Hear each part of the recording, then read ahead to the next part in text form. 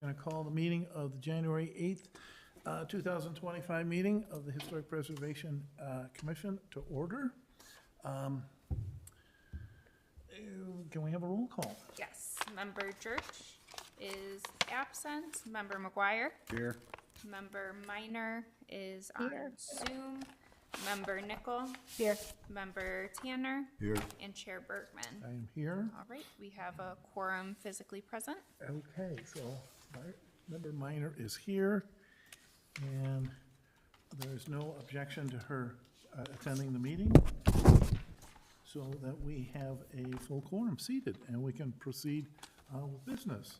The first item of consideration is to look at the November 13th regular meeting minutes. And I hope all of you have had a couple of minutes to look at the minutes. Are there any changes, any questions? And if there are, we can discuss them. And if not, we can entertain a motion to accept the minutes. Any questions? No. So can I get a motion for the minutes? I move to accept. And a the minutes second? as printed. Second. All in favor? Aye. Aye. Okay, then we have our minutes. Okay. Then item 3 on the agenda, we always ask if there are any visitors or if anybody wants to discuss something that is not already on the agenda. So are there any persons here that have any special items that they would like to discuss? Do we have anybody attending remotely who has an issue?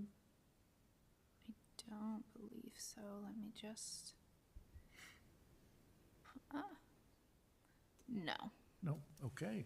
So not having anybody, any special agenda items, we can move on to item 4 on our agenda, which is a landmark nomination for the house at 109 Moffett Road.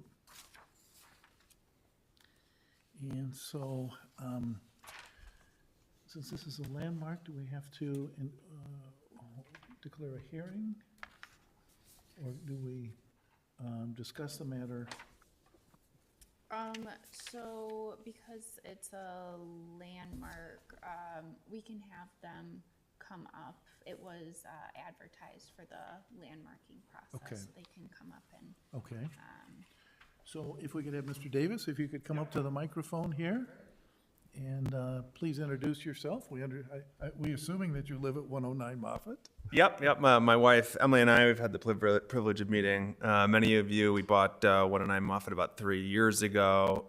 It is one of the 2 carriage houses for Mrs. Eli, or the Eli Mansion, which is built in the 1920s. Our house was constructed in 1916, and it's a beautiful representation of David Adler. Many of you saw the previous owners have just did a remarkable job maintaining the style of David Adler all the way through the 2 or 3 additions that were put onto the house. And so my wife and I love it. We're trying to bring parts of it back to the original and are interested in making a landmark. Great, okay. By way of full disclosure, I went over and saw the house today and took with me my Stanley Anderson drawings. My father was a prominent architect in Lake Forest, and the firm appears to have remodeled both the north and south gatehouses in 1947, 48. I think, 48. So I don't think that affects anything that we're doing here this evening, but I thought I would make that statement, in addition to having spent a lot of time on that property otherwise. So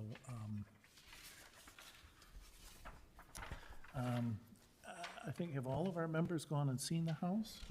I have. I have. I did not. You did not? No. Okay. I've admired it for 40 years. Well, I think we've all admired it.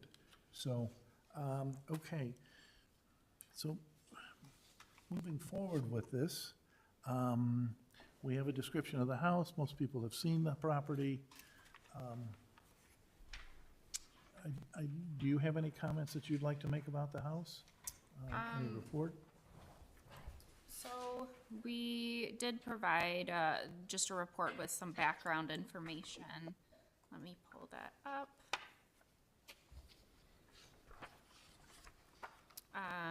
So as Mr. Davis mentioned, this is an Adler design French eclectic gatehouse at 109 Moffett. And it's part of the estate there, which includes the manor house, the north wing, the orangery, and two gatehouses. Orangery. And so just also that orangery at 113 Moffett was also locally landmarked in 2008. And the estate has been subdivided into multiple single-family homes, as you know, this being one of them. But other than that, Mr. Davis provided some additional information in his application, and I know Chair Bergman also found some additional articles that were included in the packet as well. Right. So, the articles I included were from the owner at that time, whose name was DeForest Holbert, who lived in the main house and then downsized into the smaller gatehouses. Okay. So where do we go from here? Do we have any discussion about the property? Do we have any feelings about landmarking it? Well, the way I look at it is, I mean, it's a David Adler, that's big, right? It's well-preserved, the original portion is beautiful, if you guys went through there. And and even in the additions, they've made every attempt to keep it in the David Adler style. So I thought it was a very impressive historical house. I think we're all pretty much in agreement on that. Right. Any thoughts otherwise about the house? It does have a series of additions to it, so. The first edition was really just a remarkable representation of the David Adler style. What they did was just pretty incredible. And I think, did you provide the article or someone provided the article? The one that I provided was from, which actually made us think about doing this application, was the main estate was featured in the historical walkthrough, the holiday walkthrough, and there was an article, I think, on the Lake Forest History Museum that spoke quite a bit about it, and that's what prompted Right. us to think about this. I thought that the article where a previous owner, Linda Leffingwell, Yeah, I thought that was pretty fascinating. And she I was the haven't one. seen that actually. I would be. Oh, really? curious. No. Oh, it's in the packet. And Paul said, yeah, I didn't have the. Sorry, I don't have the packet, but Paul mentioned another article, and I'd be very Yeah. curious to see it. Well, we can give you a copy of the packet, but it was an article, she was the one who hired the architect Anne Leduc to Yes. do that addition. Yeah. And she just talked about her love of the home and how she really endeavored to maintain the David Adler style throughout the addition. And so I thought that was pretty fascinating, but I just want to say thank you again to inviting us into the home. It's just a treasure, and I know you know that because you're here asking for it to be landmarked, and we're always delighted to have people come before us who have homes like this and want to keep them Oh, thank you, Lewis. landmarked. Yeah, so thank you so much. We're delighted you're here. All right. Well, in the application, there's several criteria that are noted as being part of the criteria for landmarking the house. It's items B1, B2, and B3. And what I'd like to do, if everybody is willing, is to go through and essentially score the house and see if there are other criteria that we think are applicable in addition to the ones picked out as B1, 2, and 3. So, under the statute, we have the criteria for designation, and there's, I think, total about 16 of them. And so, I'd like to go through them and have your thoughts on each one of the criteria as we go through. So, under the criteria for under general considerations, we would ask, does the feature, meaning the house and the property, have significant character, interest, or value as part of the historic, aesthetic, cultural, or architectural characteristics of the village, the state, or the United States. And this is one of the criteria that Mr. Davis pointed out. Are we pretty much in agreement with that? Yes. Yes. Okay. Number two, the feature is closely identified with a person or persons who significantly contributed to the development of the village, the state of Illinois, or the United States. Are we in agreement with that? Yes. Yes. Okay. The feature involves a notable efforts or is the only known example of a work by a master builder, designer, architect, architectural firm, or artist whose accomplishment has influenced the development of the village, state, or the United States. And how do we feel about that? Yes?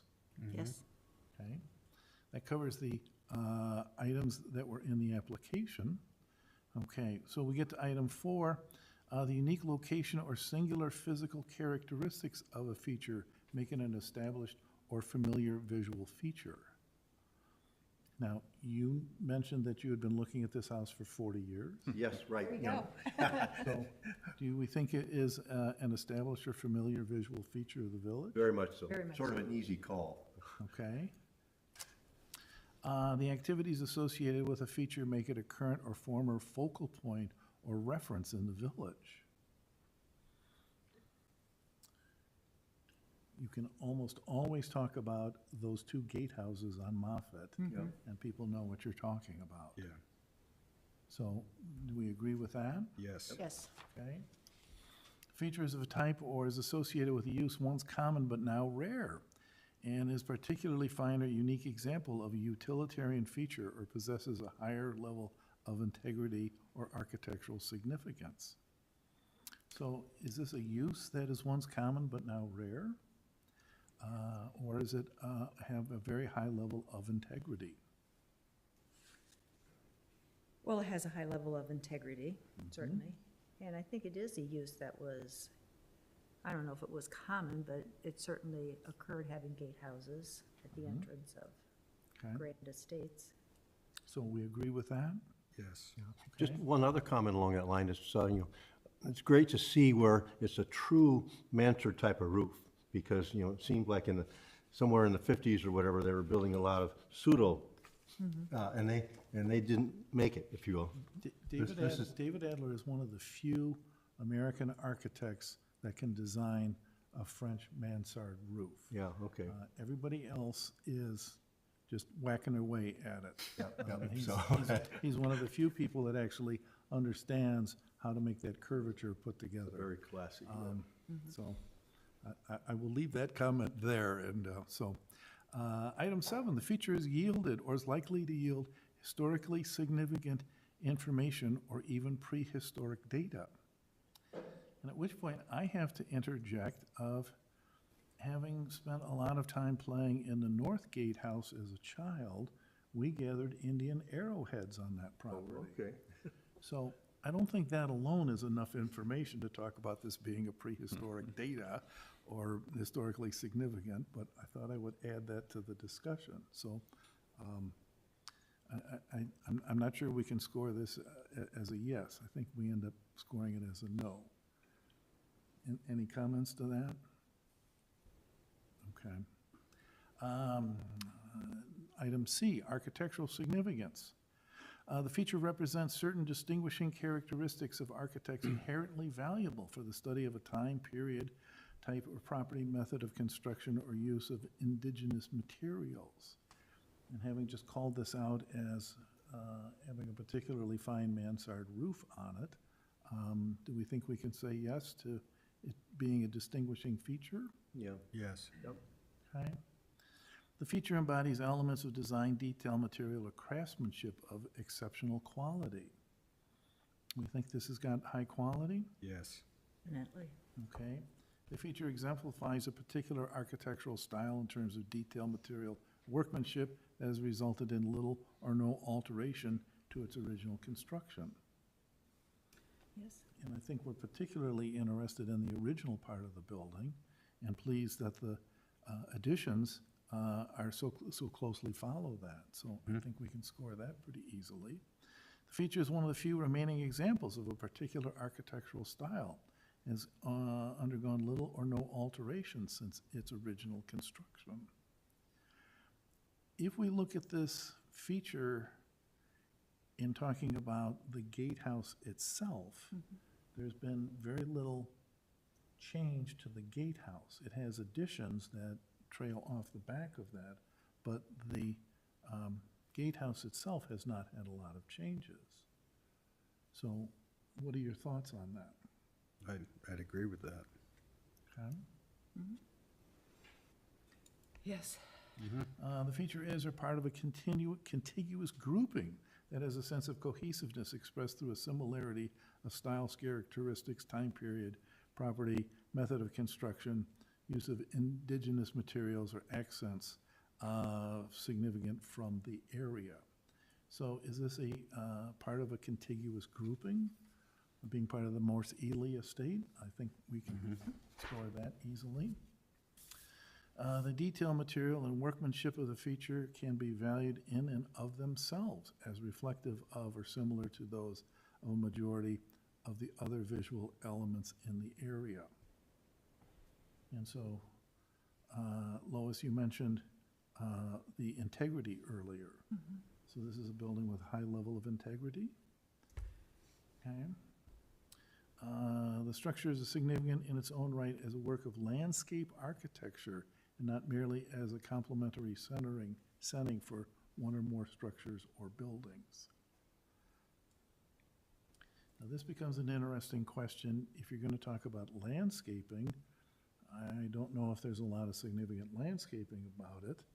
I don't know if it's got Jens Jensen or one of the other famous landscape architects. But if it's part of a complementary setting, we look at the fact that there's an identical gatehouse across the lane. So how does this standard, how does this guideline strike you in regards to having the complementary north gatehouse? Well, but the word landscape here basically would be different, I would think, you know. Okay. Well, can I ask Mr. Davis a question? I know you spoke to us about the landscaping and the patio, and do you, what? No, there's nothing, I would say there's nothing historic about the landscaping. Okay, I didn't That I'm remember aware when it was put in. Okay. Okay, all right. But the setting is, it's on the Ely estate and everything else, so where it sits is important. Okay. So what do we think? Is this a yes or a no? I guess I said yes. Okay.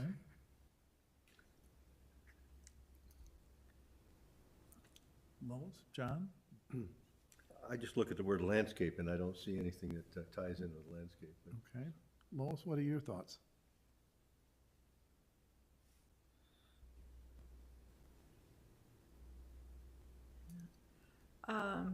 Well, I'm looking at the initial part of the description. The landscape is significant in its own right as a work of landscape architecture. So I don't really, I don't think so. Okay. Well, then let's score that as a no. Simple enough. yeah. Okay. We get to item D, historic significance. The feature is an exceptional example of a historic or vernacular style and is one of the few remaining of its kind in the village. It's one of the few French eclectic properties that we have. So I think that's a yes. The feature has a strong association with the life or activities of a person or persons who significantly contributed or participated in the historic and cultural events of the United States, state of Illinois, and the village. Yes. And so,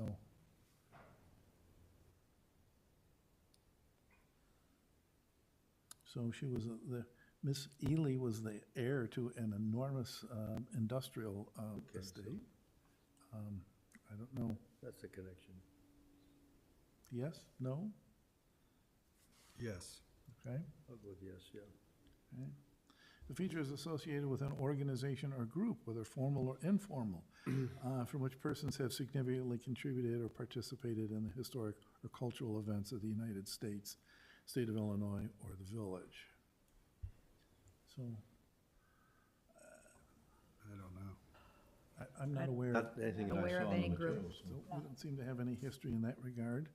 The features associated with a notable historic event. I don't know there's any specific event there that we know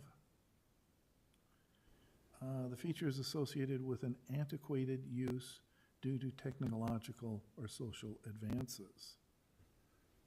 Kind of don't know how that applies, other than the fact we don't hire guards to guard our estates anymore. The feature is a monument to, or is a cemetery, or it's a monument or cemetery of a historic person or persons. And I don't think it's a monument in that regard, no. Okay.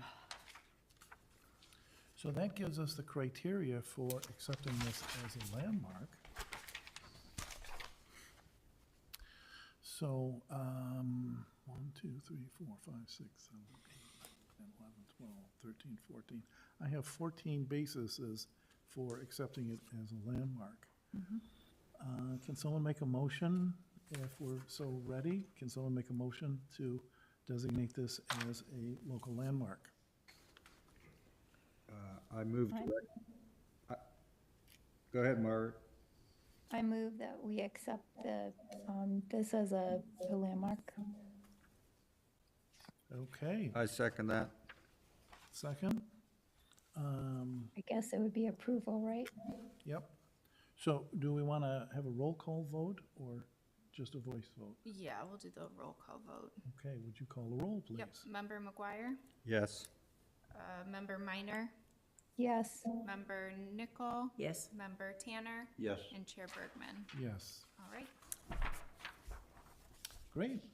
So we have a landmark. Thank you. Thank you. Yes. Thank you very So, much. just so you know, the next step is to go to the village board for approval of that ordinance, so I'll be in touch with you about that. Yeah. So we very much appreciate having a new landmark in Lake Bluff. We do. And if I can find my, great. So then moving on to item 5, we have the demolition review for 306 East Prospect. Probably not.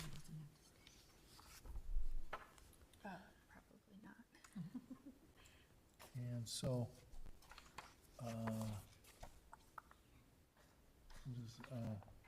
do we have, is Yaroslav Saborin here? Okay, could you come up and introduce yourself and tell us a little bit about yourself, a little bit about your project? All right, hi everyone. I usually go by Jerry. It's a lot easier in the Great, corporate okay. world than everywhere else, so I usually use that name.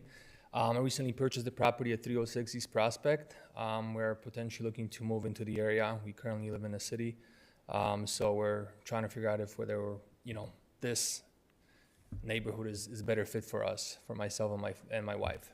Okay. So. Good. What can you tell us about the house? This current property, well, after a further review with the general contractor and else, we basically learned that there's a lot of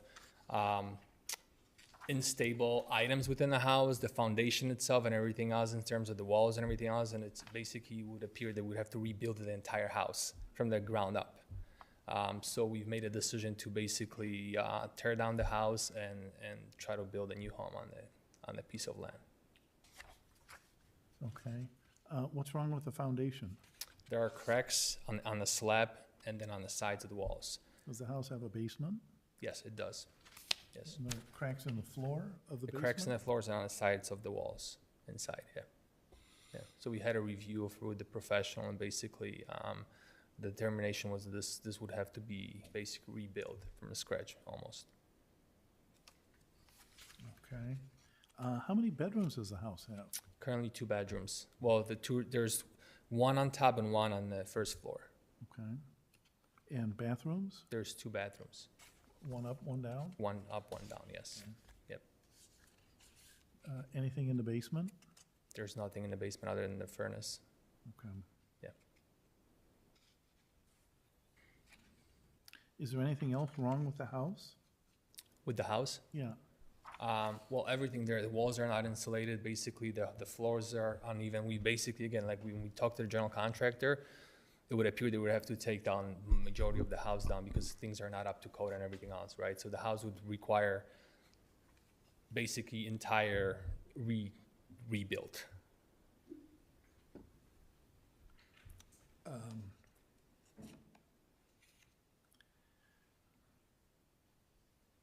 And plus the size of the house and the way the bedrooms are positioned in there, right? Obviously, there's one bedroom downstairs and there's only, you know, 2 smaller bedrooms upstairs, right? So altogether it's 3, but, you know, the one is basically a walk-through. So just the layout itself too. But more concerned about the structural, you know, hazard of the house itself inside. okay. Have you had an engineer look at that, or just a contractor? Well, we had the general contractor that builds homes. Look at that. Okay. Yeah. But you don't have an engineering report on the quality of the concrete? On the quality of the concrete, you said? Or? It's a concrete basement, right? Yes, yes, yeah, Okay, yeah. so, Mr. Hunter, do I see you approaching? You want to make some comments? Yeah, I've got a lot of comments on it, Okay, all right, well, so whenever Jerry's ready. okay. All right, so any questions for Jerry, for Mr. Yaroslav? So did you have the contractor go through the home before or after you bought it? Like, was your Well, intent- before we didn't think that, we weren't sure exactly when we were buying it, what the extent of renovations would be required, right? Obviously, because things look a lot nicer on the, what I'll say on the outside. Right. Right, when actually you have professionals looking in there, that's where we learn about all those, potential hazardous, you know, aspects of the house, right? Okay. Okay, so you bought it knowing that it would probably be demolished? No, we Oh, bought it with potential renovation, but the renovations are so extensive and the fact that the foundations and everything else is so unstable, at this point, it's basically a total rebuild, so to say, right? And given that case, it's just, it makes no sense. Yeah, I noticed that the estimates that you had were very similar in pricing as far as Yeah, remodel and building new. yeah.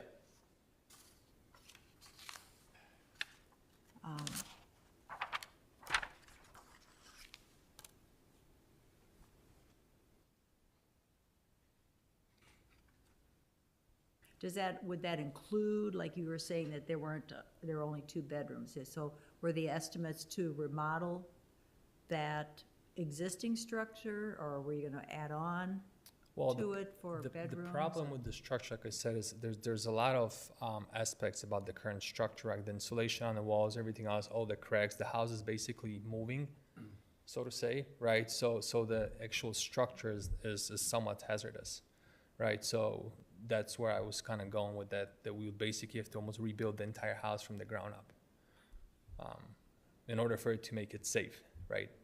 And that's the problem. How old is the house? How old is the house? I think it was built in 1927. 1927, I believe, yeah. Now, is your intention to build a bigger house than this, much more square footage than what this house has?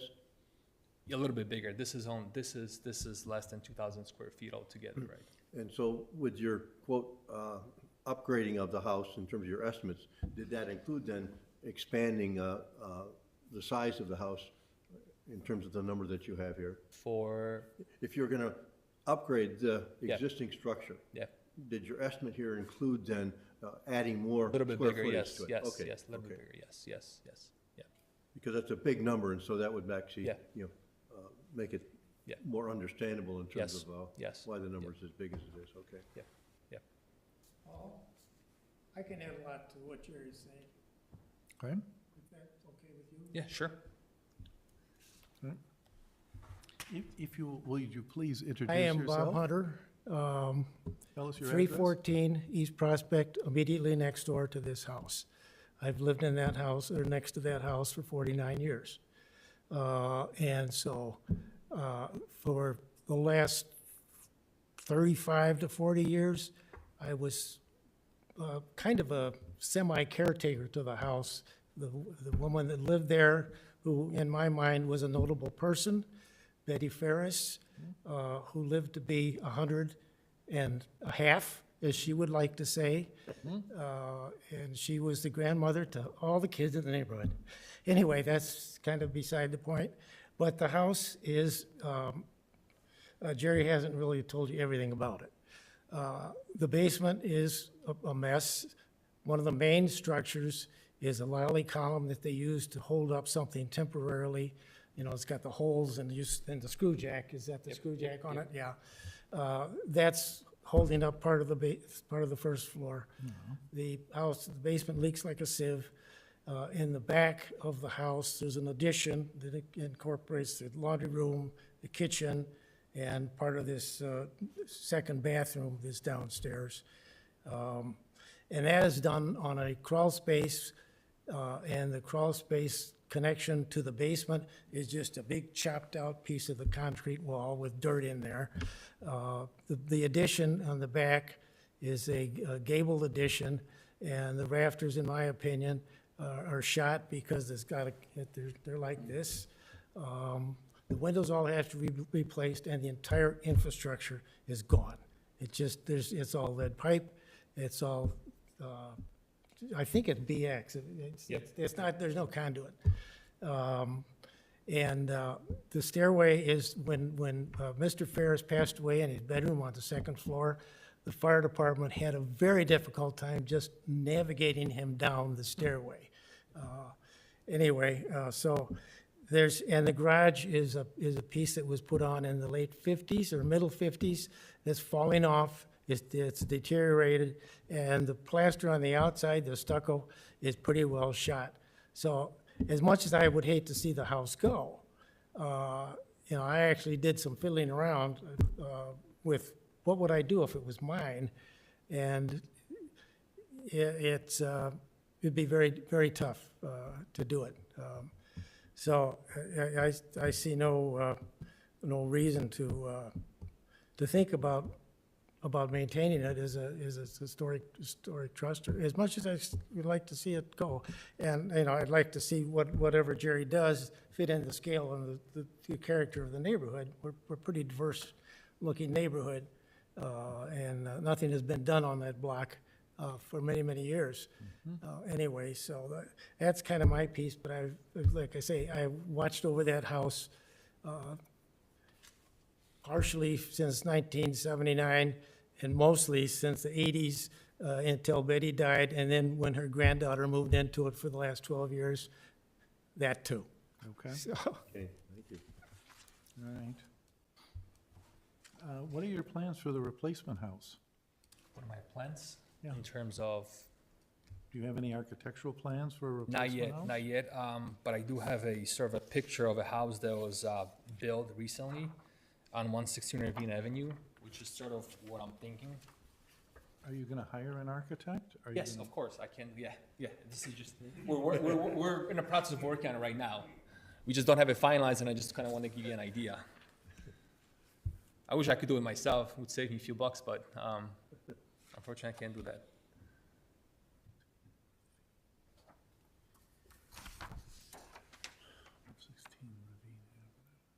That was, that one, Did that come before us? yeah. Okay.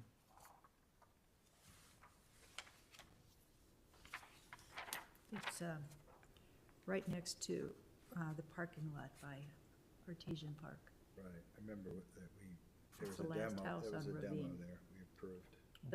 The gentleman from Libertyville built it. Okay. All right. Further questions? Any information, any great thoughts here? So, the house is, the house is not It is contributing. it's a contributing house for creating a district. It's not contributing on a standalone basis. So do we feel that there's significant architectural history here or significant social history? For those of us who knew Mrs. Ferris, I almost don't even know that she has a first name, being part of that generation where it was always Mrs. Ferris. Do we have any other thoughts on this property?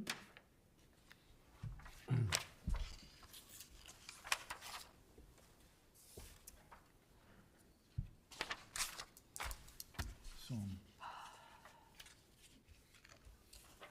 doesn't sound like we have much more discussion about this property. Yeah, it's always difficult. Okay, what would we like to do with this here? Would we like to see if there's more information to be garnered about the house? Is there more information to be garnered about the replacement house? Are we willing to move this along? So. Jeff, what are your thoughts? Well, based on what we've been told about the house, it sounds like it's pretty much in pretty bad shape, so it's gonna take a total, I don't even know what you, based on what you said, I don't even know what you do. You can make it look like this, but you have to rebuild it, right? Mm-hmm. That's, I don't know when that picture was taken, but it hasn't looked like that for many years. yeah, I'm looking, And it's also bright blue. yeah, yeah. Well, we won't hold the color against it, but it's been a weed-colored white for 20 or 30. Well, the 50 garage years. is on it, so it's, when did you say the garage was built? In the 50s. Yeah, 150s. And it doesn't look like this right now. It's literally falling off the house. You can't even get into the garage. Okay. All right, Lois, you have thoughts?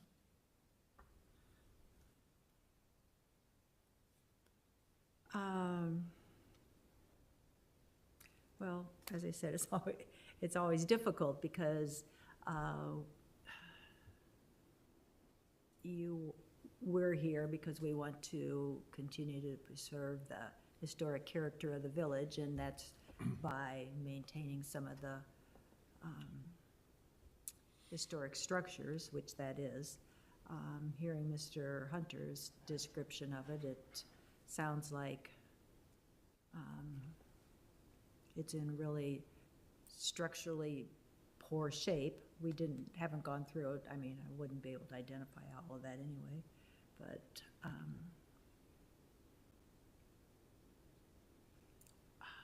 yeah, it would help if, I mean, well, no. I'm torn, but I guess I don't see a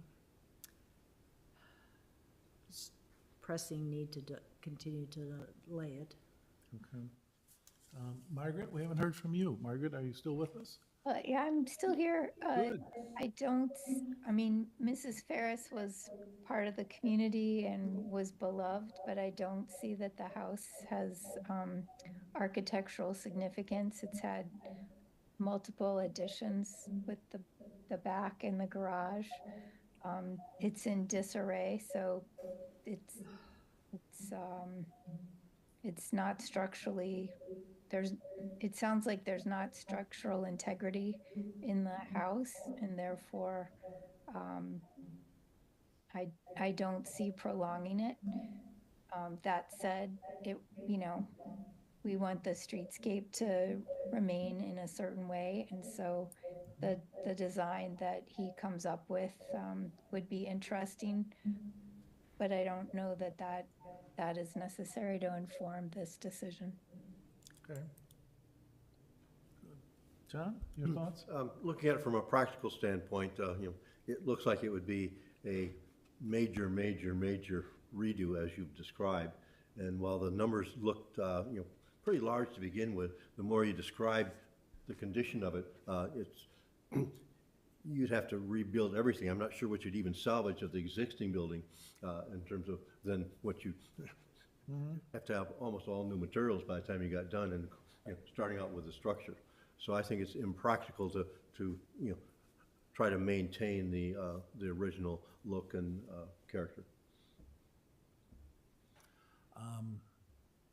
I have to ask, has anybody mentioned to you any of the tax benefits or any of the other benefits that the village and/or the state can supply if you were to decide to rebuild and remodel a house? Have you had any thoughts about the tax freeze or any of the other options that are available to you in that regard? I haven't really looked into that, based on just the discussions I had with the people that were looking at the structure of the house, right? I haven't really thought about that from that perspective, right? Just because of the feedback that I've been receiving. Okay.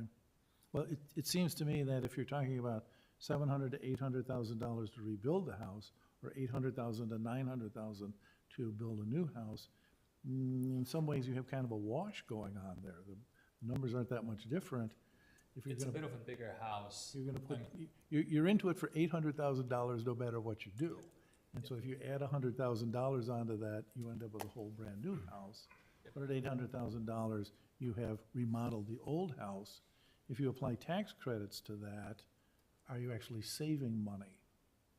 And that's the equation that the federal government has set up, the National Park Service has set up to try and encourage preservation. And so if you're into this for $800,000, whether you turn left or turn right, you're gonna be into it for $800,000. Does it make sense to remodel a house and rebuild a house? Granted, putting in a foundation and granted, putting in new rafters, all the things that Mr. Hunter has talked about. But if at the same time, there's $100,000 of tax savings in there, suddenly your 8 begins to come down towards 7 over a period of time. So is that something that appeals to you or something that works as far as your financing goes and how you're gonna approach this project?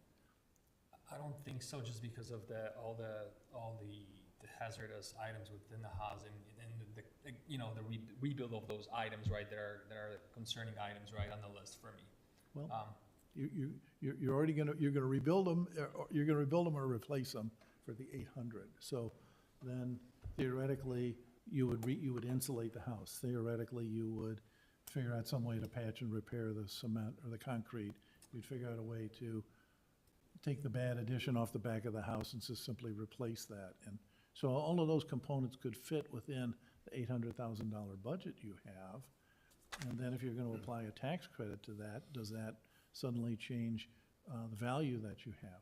Yep. You said you're thinking about moving into the community and staying here.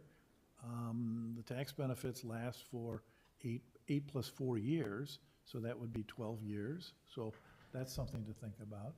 The tax benefits are also saleable. So if you sell the property in that time, the tax benefits go with the sale of the house. So I want to ask this. There's a waiving of the building fees too, right? Yeah, and so in the village of Lake Bluff, there's also, the village will waive the building fees if you remodel the house rather than tear it down. And I've been told that that's a 2 or 3% percentage. If we're talking about 2 or 3% of $800,000, at some point, we're gonna suddenly start talking about real money. Yep. So those are those considerations that are there. So I wanna make sure that at least somebody has said this to you and somebody has walked this past you.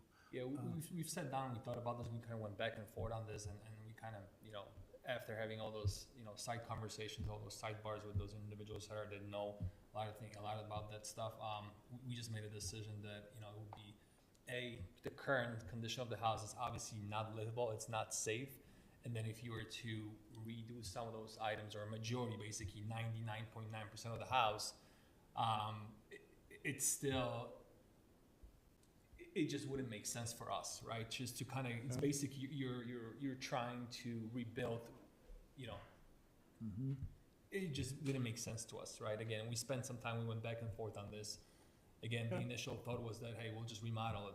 Without understanding the extent of renovations it would take. It's which basically are equivalent of rebuilding the house. Well, and that's, a house of that age, if it's 100 years old, the house requires what I call the heart-lung transplant. It requires a new electric system. It requires a new HVAC system. I don't know if the house is air-conditioned, but if it's not, it requires, that whole upgrade and whatnot. But we have people in town who do that with their properties.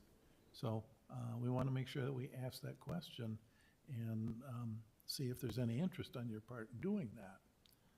So, Yeah, I think we would prefer to move forward with just building a new home at this point, obviously, given that, again, the extent of required renovations that it would take for this home to even be brought back to up to the code, right?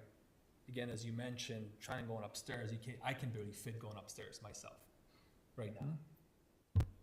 It's just so it's not, there's no height there, right? Obviously, right? So if, even from that perspective, I have to bend down to go upstairs, basically. Which ties exactly what you were saying, right? How, it was tough for the fire department to even go up there or come down, right? So it's just, we're talking about, a total rebuild at this point, right? And again, the layout of the house could potentially work, but again, given the cost and everything else that comes with that, it just makes more sense to basically build a new home. The layout of the house, particularly the upstairs, is somewhat bizarre because of the location of the stairway, tiny bedrooms. where is the stair? The stairway is, I can't even describe it. It's too narrow, it's about that wide. To go down to the basement, the railing is a rope. And the stairway does this, ends up that far away from the first bedroom door, which is that bedroom, the two windows. The bathroom occupies one whole of the other gable, and another bedroom occupies the other gable. And they're not very big. And so, however you would structure that, if I was gonna do something, I'd put another gable on the back and just keep going out on the back. But now, the house needs to be stripped down to the studs, inside and out. And so it becomes, why? I mean, you know my house, Paul. My house is almost 150 years old. I was gonna mention your house And also. We're talking that's about exactly what I had to strange do. bedrooms in strange places and strange ways to get into the bathrooms on the second floor and stuff. That's right, You yeah. know, you have a wonderfully, magnificently kooky house to be in, so, It is, it's been a great house. yeah. So my point is, I want to make sure that Mr. Yaroslav has at least had someone talk to him about the tax advantages of that, given the fact that whether you go one way or the other, you're into this for 800,000. It's almost a dollar wash between $700,000 to $900,000 of either remodeling or rebuilding the house. So at that point, does it fit into the equation? Yeah. So- It's really not a remodel, though. It would be a rebuild, and you'd have to make it bigger to make it viable whatsoever. Yeah. So, that's it. Yeah. My humble opinion, and by the way, I sat on this commission for 19 years, and I'm also the chairman of the ARB, Architectural Review Board, since 1979. So I know from what I speak. Okay. Well, I think what I was gonna say, Paul, is just so Jerry understands that your assessment, if you remodel and got all the approvals, your assessment would stay where it is right now. And if you build something new and it's twice as much as what the assessment is, you're gonna pay double what you're paying in taxes, just so you know that. But yet I have a question really for the group and Paul. If the walls aren't any good and everything has to come down, what happens to your ability to get somebody to prove that you have a historical house? You follow what I'm saying? So I think the idea of the tax savings is a good one, except with this house, can you actually comply enough to be able to get that approved? I don't know. By the way, he has the tax freeze on his house. So that's why we're asking the question. So, okay. Can I just refresh my memory again? So let's say this house is purchased for $650,000. And they would decide to restore the home. Then the tax assessment stays at 650 regardless of the amount. Yeah, of- it really, there's a assessment value out there, has nothing really to do with the purchase price, the latest one. So I actually looked at it on, Right. and it's like, $144,000 is the Okay. assessment number that the tax is based on, and that would stay the same for 8 years. Okay, And I don't know the market value that that's actually based off of. And then the other thing is, I think, Drew, we talked about this one time, I don't know how quickly, once you build something new or you remodel it, how quickly they reassess it. In other words, it's maybe a couple years. So the differential may not always be the whole amount the whole time through, but so when you build a $1 million house, then, you get a new assessment. yeah, you get a new assessment, and then you pay taxes on $1 million rather than 150. Now, the 150 is an assessment, it's not the market value. Okay, right. It'd be The market different, value was yeah. 650. I would say if it was $1 million house, the assessment could be 300, Okay. something like that. All right, further discussion, thoughts? So we have three different options in front of us here. They are in our usual green, yellow, and red. Yeah, I apologize. There's a typo. It has a former address for a template that we used Oh, for okay. her report. So this just isn't her ignore score? that. Okay, so that's fine. So what do we think, guys? Well, the house is in bad shape. I like the idea of going after the tax savings, but I'm not even sure that's possible based on having to rip everything down. So I don't even know how that works. If you put an identical house up there, does that qualify? I doubt it. So I don't see a reason to delay this. So I guess I would say that I would agree with that. I would move to Okay, terminate the review. Lois, your thoughts?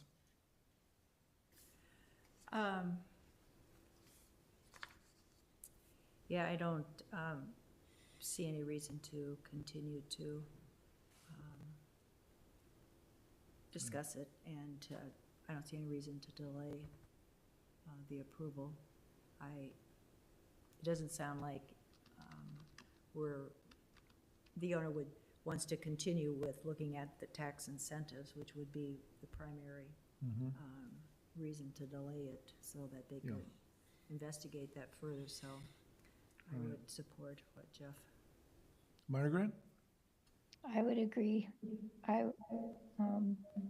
would move to terminate the demolition of 306 East Prospect. Okay, so you're adopting the green solution? Yes. Okay. Do I have a second? I second. Okay. Do we need to take a roll call, or should we do this on a voice vote? Is that voice vote? Okay. So, all in favor of the motion in front of us? Aye. Aye. Aye. Aye.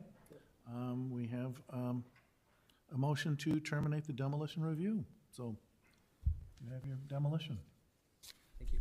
All right, thank you. Thank you for, Thanks. thank you for your time. Thank you for coming in front of us. So, Mr. Hunter, do you want to pick up a chair over here and Yeah, sit down? yeah. Hey, we need another member. All right. So, Bob, thank you for coming this evening. Of course, I miss people who live here, but I will not necessarily miss the house, and I'm not looking forward to the summer and however long this all takes.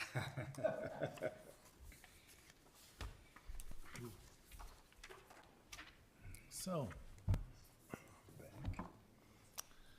we move on to item number 6, excuse me, the demolition review of 120 East Grant Avenue.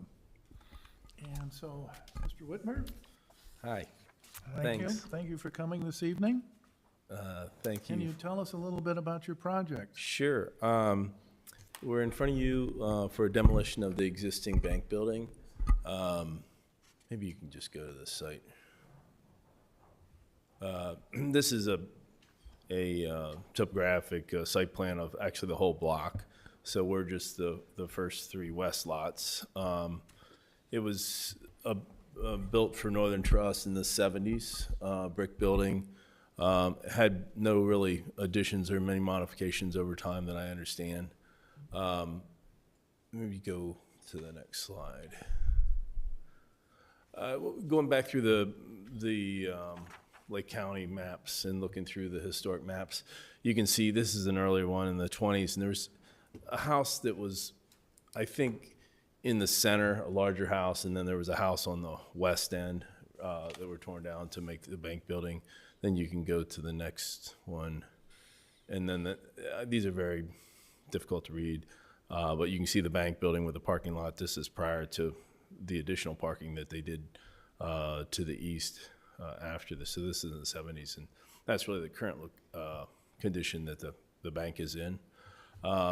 If you go to the next slide. So the bank itself has been vacant for, I think, probably almost 10 years now. And, you know, it's not been without a marketing program to try to save and adaptive reuse the existing bank.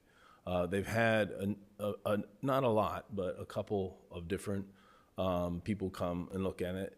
And what has happened, we were involved in the Bruno and his restaurant idea to change it into a restaurant. The finances of that in terms of making it a restaurant was about $2 million. And you know, just to build a commercial kitchen for a restaurant is about $750,000. So, you know, it's not really $2 million to do the thing, but you pretty much have to redo everything for that. So I think economically, it threw him out of really following that through. And then the other thing that we had looked at minor is like, you know, changing it into a yoga studio. Well, the cost of the land or the sale price of the land versus, you know, it's an old building, you know, it's a 70s building. It's obviously been maintained through the bank, so it has newer systems, but it kind of needs all new systems and everything. So, you know, you're still talking about probably about $1 million renovation just to get it to a yoga studio. You can't charge enough for yoga to make that work. And so that were the two that we were kind of peripherally involved in trying to adaptive reuse of that building. You know, we had looked at it with the owner probably 4 years ago for original idea, and then just come back lately with the new plan for what we brought in front of Bob's group in the Planning Commission for just this lot, which is in the CBD for that. So we think that the demolition of this is, you know, it's had enough time to see if there's a good adaptive reuse, and not only economic. It typically has to make economic sense, right? But also, you know, I think if you thought about, okay, somebody wants to spend $2 million and put a restaurant here because they really want a restaurant, but I think you know, what that meant to the neighborhood, the amount of parking, you know, what does a $2 million restaurant in Lake Bluff have to really turn to make that work? Lots of people eating. And so I think, and also, you know, how does that affect our existing restaurants in Lake Bluff? And what's the, you know, the dynamics of that? And so I don't think you go too far thinking that this probably aren't some really good use. So I think that the use of multifamily facility that we're proposing really makes sense to strengthen the CBD, you know, to keep people living in Lake Bluff for longer, to keep, you know, to add the population that uses their existing services. And really, I mean, the reason that we're excited about it is because of vitality of the CBD. You know, it's what's happened in the last 10 years, or, you know, the events that are there, the restaurants that are there, is a very popular place to be. You know, people who live here want to stay here. And then obviously the location to the train and to the lake for that. So we feel that the site itself makes sense to remove the structure and its location. And the value of the land is fortunate that we're able to align it with the economics of what we're doing in a 2-story structure, and to build underground parking, and to do all the things that we need to do to make this a viable project.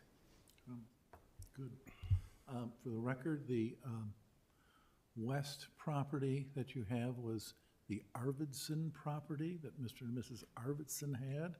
He ran the local gas station, and she was a local entrepreneur, bought and sold things. And on the eastern lot was the Peterson house, and at one time, the front porch of that was a radio and television store. So That's I get interesting. some very deep history on that. And as a further disclaimer, I worked on the construction crew that built that building.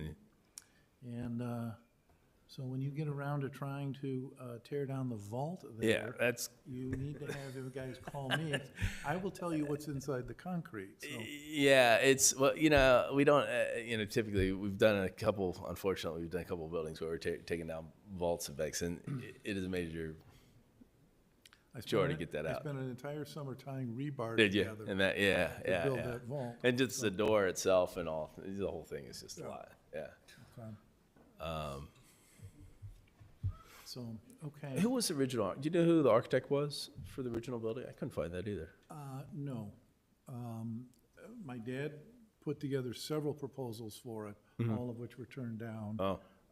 And then they went with a much more modern view for it. Yeah, I was wondering, because I don't think, I'm almost positive OWPP, I don't think Bob did it. No, No, it wasn't Bob. it's somebody from out of town. Yeah. So, I will also point out that when we developed the National Historic Register District for Lake Bluff, that was not on the list of the historic buildings.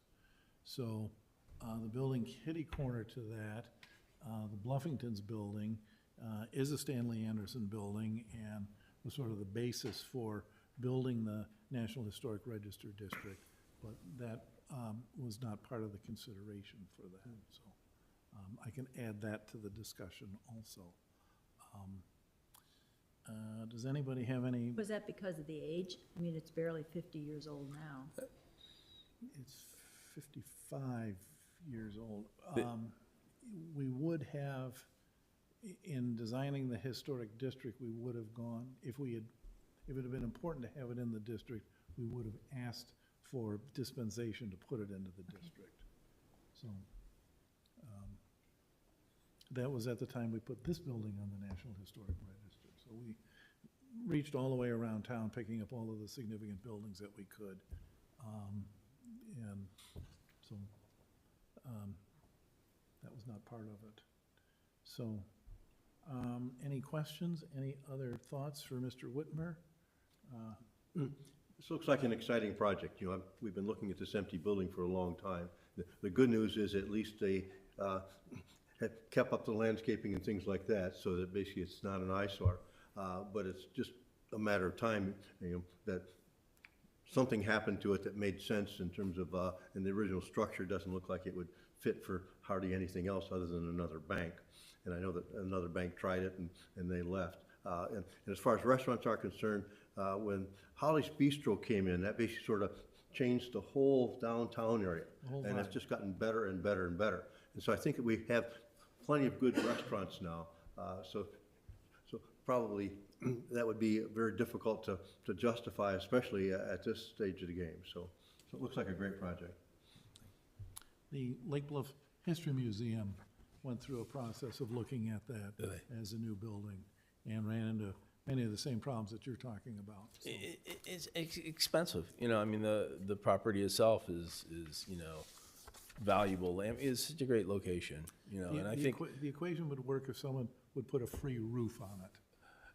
Yeah, I think, but I do think that, there's other buildings in the CBD too that are probably, sort of missing teeth that need to be removed and put back in sensitive ways, you know, and I think, you know, that's what we're trying to do, is really rebuild the CBD in a sensitive way so that, you know, it is a cohesive piece. And so I think, you know, the buildings that we look at and model after, you know, are the Stanley Anderson buildings and on the south side and how that fits in. So, you know, our new building is modeled to look like an historic building that was kind of renovated for a condo building.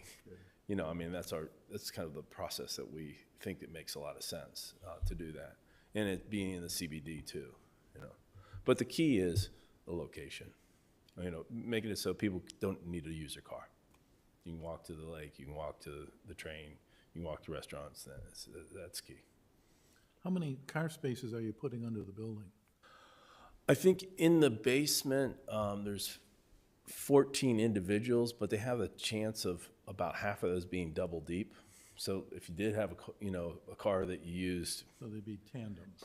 so, yeah, so there's a couple of those, and then we get about 5 more on Oak. We have some ones that pull in the north corner. I think there's 5 spaces there, 4 or 5. Is it 5? Yeah. And then we pick up a couple on the street because we don't have curb cuts, you know, where the old curb cuts are. So the big advantage of this is that having underground parking, you know, because you don't have any garage doors or anything, you know, off there, and you keep all the street parking too. For the life of me, I don't know how you're gonna get cars in and out of there. I don't know how you can build a ramp. There's some sort of ramp. It's funny, if you see some of the other projects that we do, I drive up and down it pretty much every day, and they are, you know, you kind of get used to it when you're, you know, it gets used. I originally thought that they were going to be tough, but you know, we have a couple Ferraris that go in and out of that thing, and a couple of, you know, cars. But we heat them. That's in Lake Forest? In Lake Forest, yeah. Okay. There's a couple that do 90-degree turns and go down pretty steep, so it does kind of make it fun to drive down there. But it is, we, you know, use a heated ramps on all those so that they don't have any ice issues. That's interesting. Okay, questions, thoughts? Margaret, any thoughts from you?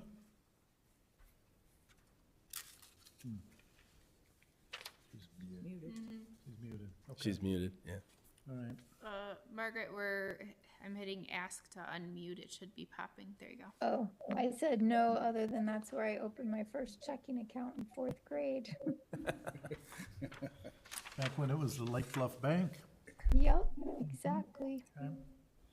When it was No, I think it's great to have a project that's gonna create some vibrancy to that area, because to your point, it's a great location and it's just been a sad state of affairs for more than a decade. Good. All right. So, that's the end of our discussion. Does anybody have any recommendations? Do we have any decision on where we'd like to go with this piece of property? We have our usual green, yellow, red decisions to make.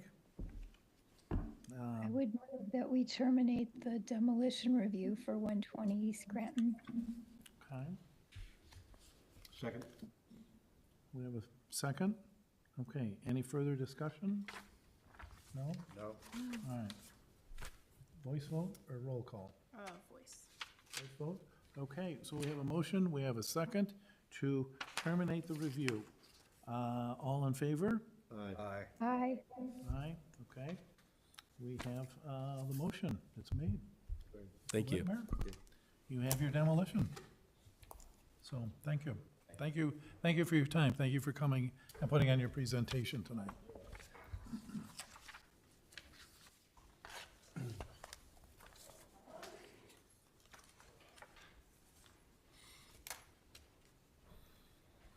Okay. So, that was item 6. So we have the commissioner report and then a staff report. I don't have much in the way of a commissioner report. Does anybody else have anything to report, being commissioners? No? Okay. Then we get to 516 Center Avenue as part of the staff report. Clara, what do you have to tell us? Yeah, so there was a memo in the packet just kind of explaining what has happened. We had the owner of 516 East Center Avenue reach out to us after something was in the e-newsletter about the historic preservation map, and they basically asked why their home was categorized as not contributing. We looked into it. We reached out to the Lake Bluff History Museum as well as the consultants that put together that ranking system with the 1998 survey, and both agreed that that was a mistake, likely due to the fact that the home had a major renovation and addition that were put on not too soon or not too long before that survey was done. And so they both agreed that the not contributing categorization of the home was a mistake and recommended that we draft a memo to correct that. And so that's what we've done. No action is required on this, but it's more of an informational piece for everyone. And then Chair Bergman put together some additional information that's left at your place today.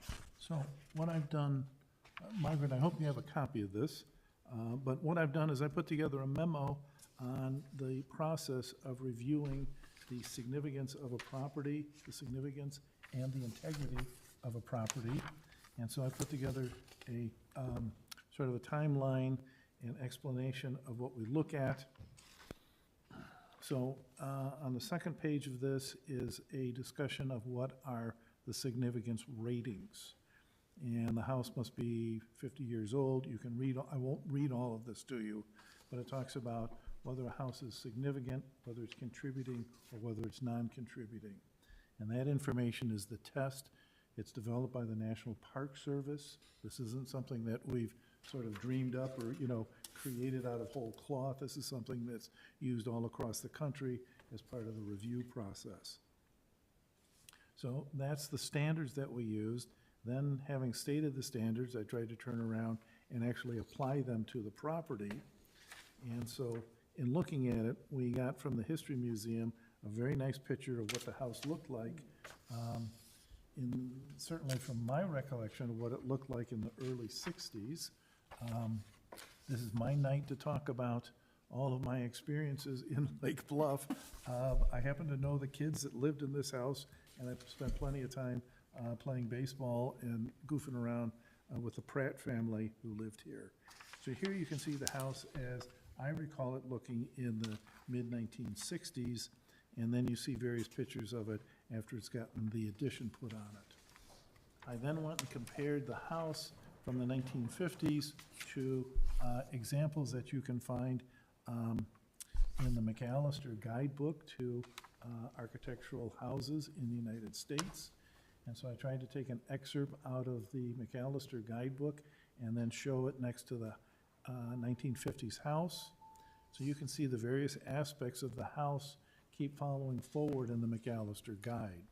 So that gives you a sense of the architectural features that you look at for the house. One of the interesting things is the front door and the bay that's over the front door and the little triangular pediment that's actually on top of that, forming a gable in the roof.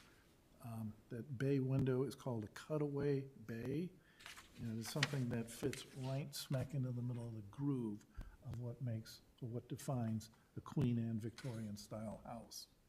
So this house, we can show that the original house was Queen Anne in its design. It's a very nice example of it. It's not a great example, but it's a very nice example of it. If this house came in front of us to landmark, we might be able to locally landmark it, but we probably could not nationally landmark just the house. However, the house could be part of a national or local district, in that the house is good enough to be part of a district, but on its own, it's probably not as good as it should be to be considered a really significant house. At the very end of this, Question, I don't recall it having a wraparound porch. because I used to be in that house quite a bit myself Okay, when it, take a look at the black and white photograph. I don't think I have that. Oh, you don't have that? I'm sorry. Okay. So send that to we have a picture of the house from about 1960, 1965, somewhere in my recollection. And you're correct, the house does not have the wraparound porch. Yeah, I believe that wraparound porch came in the 90s. Right, it's part of the I think it's about a 1995 addition. Yep, As is the two-stall garage on the west Yep. side of the house and the hyphen that connects the main house to the garage, that centerpiece yep. there. That That's used to be separate. That's all the new work, okay? Okay. So when we see the house, when we see just the black and white house, you see basically the rectangular house that I think you're referring to. Yep, So, okay, but the components of the regular, of the old house are there, and still adding to the significance of it. What we see in, the architect, I believe, was Bob Ruggles, who did the work, and the work that he did in 1995 was really first-rate work in keeping this in the Queen Anne style. So he picks up a whole series of components of what defines a Queen Anne house. Principally, as Margaret has just pointed out, the big wraparound porch is one of the great big parts of having a Queen Anne house, and he's added that to this house. But he's repeated all of the gable faces on there. He's used the multiple types of siding, so it has the decorative shingles on it as well as the cedar siding on it. And then by means of comparison, I show off the house at 550 Center Avenue, which is about 4 doors east of this. For those of you who know, Kathy McKechnie lives there now. That is considered a very significant house in Lake Bluff. And you can see the architectural components that fit from the 516 house and fit with the house at 550. So what I'm trying to do in the memo is provide a very solid base of why we can call this a contributing house in our collection of beautiful homes in Lake Bluff. So I wanted to put that memo together to really document the file, and then also I thought it'd be fun to just go through with all of us to get a sense of the process that you go through of trying to define what makes a great-looking house. So that's, I like, Yeah. I like appreciate the that. significance ratings. Great So- history. that's kind of my little sermonette, my little lesson for all of this. And So how is that recorded then, Clara? So it'll be, the memo will be added as kind of an addendum to To the survey? Survey, correct. Correct, and we'll update the map on the website as well to reflect that change. Good. So I think that's all the things that we have on our agenda for this evening. I want to thank everybody for being part of the meeting. We've had a busy night tonight. We've done a lot of work and stuff, so I appreciate all of your help. Do you have anything to add? Nothing to add? Nothing to add? Anybody else? Any comments? Margaret, any comments from, I assume you're out on the Great High Plains? Yep, I'm in Bozeman. Okay. Well, good. Well, if we have no other items before us, would someone make a motion to adjourn? I move to adjourn. Second? Second? All in favor? Second. Aye. All in favor? Aye. Okay. We are adjourned. So,